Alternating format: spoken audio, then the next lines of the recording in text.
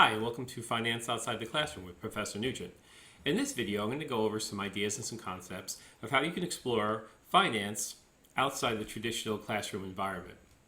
One thing I'm going to talk about is using SB Engaged, which here's the web link. And this is a site where you can look up different clubs and organizations you may want to contact and be involved in. The first one is the investment club. So in this club, we talk about different investment prospects, new types of investment. We have guest speakers. We have former students who might come back and speak to the club members. It's an environment for anybody who's interested in investments, wants to maybe either invest for themselves in the future or work in investments. There's also the Finance Society, and this is another group on campus that holds events, has guest speakers, does crossover events with entrepreneurship clubs as well, talks about overall finance and society, integrating it into your life, whether personal or career oriented. So another great club to look at and be involved in. They hold a multitude of different events depending on the semester that may help you refine what part of finance you're interested in, where you may want to work. And it's a heavy focus on careers and future employment. Now, if you go to SB Engage, this is the website, SB Engage, you can just type in investment or finance, and you can get to the club page. And on the club page, there may be a video about the club, some pictures, who to contact, the email, phone, some past events that they may have had. And you can click on, and it'll come up with some past events that they've been, just get an idea of what the club is about, what they're doing.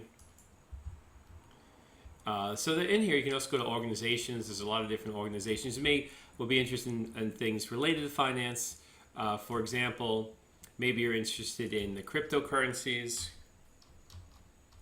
So there's a cryptocurrency club as well, which is sort of finance oriented, and there's some information about this that you may want to look up. So this is a way of getting involved and meeting other students and networking and getting connected while you're a student on campus. I also encourage you to get involved with professional societies in New York that are related to finance. One such suggestion I have is the CFA Society in New York. So I have a couple web links to the CFA Society here that you can check out. Now, when you come over to the CFA Society, there's a couple things that you can do as a student. One, I would just sort of check over the site completely. We do run a research challenge in conjunction with the CFA Institute that participates regionally in the tri-state area and then globally on the second level. Last year, Seton Hall had won. So this is something you might want to read over about the research challenge if you're interested. They also have membership that you could think about if you were interested in joining this, because they have different events that are coming up that are focused mostly on being prepared for finance jobs on Wall Street, careers, and a heavy focus on networking, and professional development. So I would suggest checking out this site and seeing what's available. Many of the options are free as well. Some they do require you to have membership. One thing of a lot of students who have a particular interest in finance, you may want to go for they have a CFA prep here that might be interesting, something to look at. They have some free resources. If you click on this, there'll be some free resources related to prepping for the CFA. So there's a lot of different things you can explore here if you're interested in the CFA, as well as I had mentioned before, the CFA Research Challenge. That is something that we look forward to participating in. This will talk about all of different universities involved, and if you scroll down, you see Stony Brook is here, and past events gallery and presentations. So something that you may want to look at if you're interested in finance and investing. Okay. They also have a job society board and professional development opportunities, and they're located right here in Manhattan. Okay. Now, also, you may want to I suggest going to it.stonybrook.edu/students. So this is where you can get some extra tools to help you with your coursework. So in the computing access, it'll talk about how you might have access, if you're on campus, access to printers, different sync sites that we have, software that's available free to students. I'll talk more about that in a minute. Also, different learning tools from Google to Blackboard to Echo 360. That is some technology that you might be utilizing in the classroom. And they also have a student help desk. If you have any questions with Blackboard, any technology that you're using on campus, I recommend a live chat or emailing them. They get back to you relatively quickly. Here's the actual site as it is today. So they have a student technology guide, so you can get started with this guide. And it'll talk about, if you're on campus, WolfieNet, talk a little bit more about our solar system, which is our student records and registration, how to your net ID.